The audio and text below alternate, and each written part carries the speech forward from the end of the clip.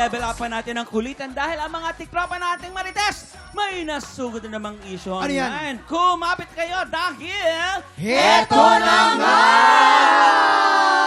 Halika guys, dito tayo. Halika. Isang napakagandang araw ngayong araw na to dahil kasama natin today ang isang primera kontrabida. Ang kwentuhan, basama natin ang aktingan. Oo Yes. naman. Si Gladys ang gaganap bilang ating letter sender na itago na lang natin sa pangalang Madra. Madra? Madra. Alam ko na, short for madrasta yan, no, Kuya Kim. O baka naman typo, dapat mudra yan, Kuya Kim, mudra. Anyway, pakinggan na lang natin ang kanyang kwento. Kaya naman, Chris? Dear Tiktropa, una sa lahat, hindi typo yung madra. Kaya huwag kang nakikialam, Waki. Ay, mataray. Yabang mo Medyo, naman. medyo Ano bang matapang height yung sulat, mo? ha? Kontrabida. Matara yung sulat. Ano bang height mo? At hindi rin yung short for madrasta. Ang ibig sabihin ng madra ay Mama Dragon. Ah. Yun ang tawag sa akin ng aking mga kaibigan at ng anak ko. Dahil para daw akong dragon. Bumubuga ng apoy kapag nagagalit. Ay. May, Ay. meron ako ditong lollipop. Ay. Gusto mo? Ay, oo. Sige, thank you. Salamat. Maymay! Maymay! Ano yan? Pati, candy? Candy ang aga pa, anak. Hindi ka pa nagla-lunch, diba? Bakit magki-candy ka na agad? Ha? Sino nagbigay sa'yo nito? Mama, bigay kasi yan ni ng friend Ako ko. po. Masarap daw po kasi yan ng flavor. Ay, oo. Salamat, Iha. Ha? Pero, pwede ba sa susunod, huwag muna kayo nagke-candy sa umaga o kaya naman hindi pa kayo nagla-lunch kasi alam mo ba, mawawalan kayo ng gana sa pananghalian. Okay? Ha? Okay. Okay ba yun? Sige, tara na. Tara na, Mayday. Tara. Mukha ba talaga akong dragon, mga tiktropa? Hindi naman, di ba?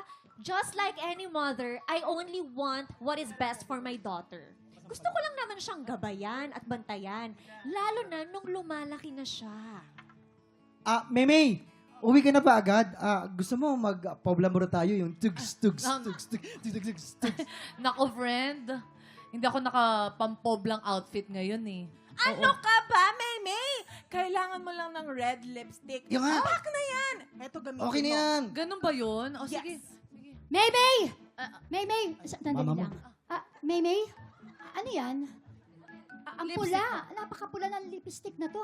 Ikaw talagang bata ka, ha? Bakit Kasing pula po. Lunes na Lunes? Huwag mo sabihing gigimik ka, ha? Paano na lang yung mga project mo? Nagawa mo na ba yung lahat yun, ha? Baka mamaya ang ending yan, mapuyat ka tapos naghahabol ka. Ma! Ano ba? Saglit lang naman ho. Uuwi rin naman kami kagad. Mga bandang alas 12. Oo nga po, tita. Excuse me. Tita, ako na lang bali maghatid kay Maymay, tapos ihatid ko na lang siya. Tita, Yes? mas mukha kang tito. Sorry. At saka sandali, sabihin mo, ikaw ang maghahatid? Apo. Ha? Wala akong tiwala sa pagmumukha mo. Kaya hindi ako papayag. Hindi pwede. Next time, Maymay! Please lang, ha? Please, Iha. Please naman. Maymay, anak, makinig ka naman sa akin. Huwag mo lang inaalo-alo yan. Kaya niya na yung sarili niya. Magpaalam ka muna sa akin bago kayo Teka lang, nagdedesisyon.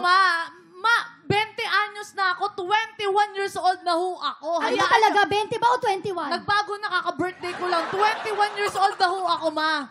Sana hayaan nyo naman ako magdesisyon para sa sarili ko. Ba't ba lagi kayong kontrabida sa buhay ko? Ano ba? Tara na, napakagwapo mo. Sampal ka tuloy. Tara na, magpobla na tayo.